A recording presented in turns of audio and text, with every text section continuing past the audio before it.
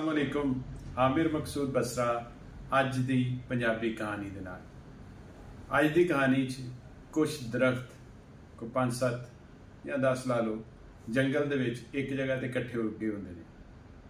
वो दरख्त हौली हौली मशहूर हो जाते उल्लू वाले दरख्त, क्योंकि हर रोज़ जिन्ने उल्लू ने वो इकट्ठे होके पूरे जंगल चों बसेरा करने वास्ते उत्ते ही उन्हां ते आंदे हुंदे ने।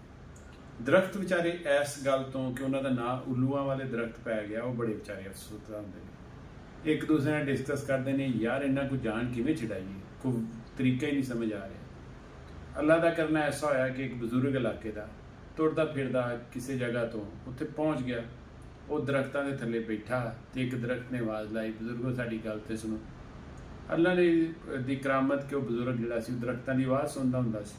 उन्हें कहा हाँ दस होए। उन्हें कहा जी इंज उल्लूआं ने बड़ा तंग किया है, कोई हल कड्डो। उन्हें कहा हल तो हुण कोई नहीं है, तो नहीं हो सकता कि मैं उल्लू एक एक भजांदा फिरा, पर तुहाडा कोई चंगा जिहा हल कढ लेना जिन्ना तुहाडी कोई इज्जत वजे। कहते हाँ जी ठीक है। कहता फिर कोई हफ्ता को ठहरो, तुहाडा हल निकल आएगा। कोई 2-4-5 दिन बाद बजुर्ग उठ के खैर चले जाते हैं। उस टाइम 2-4-5 दिन बाद एक लकड़ा आता, वो सारे वो वाले दरख्त कट के लै जाता तो ओहदियां बनांदा सोहणियां जिहियां कुर्सियां।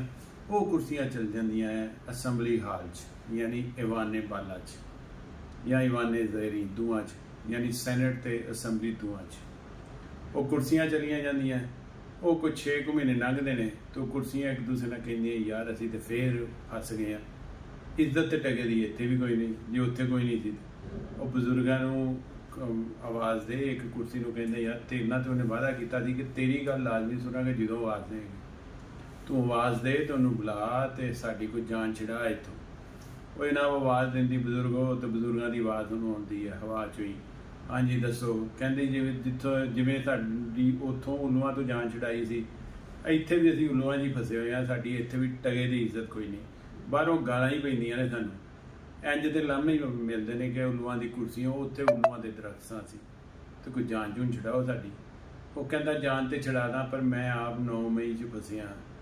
ये वाला आर्टिकल आपने देखा, ये है ब्लैक कॉलर वाला शलवार कमीज कंट्रास्ट के साथ, और ये है 5200 में हमारी वेबसाइट पर मकसूद.pk पर। बहुत खूबसूरत आर्टिकल है, बहुत आपको पसंद आएगा। MAQSOOD.pk यकीनन आपको पसंद आएगा, ज़रूर विज़िट करें। अब आपसे इजाज़त चाहते हैं, अल्लाह हाफिज़।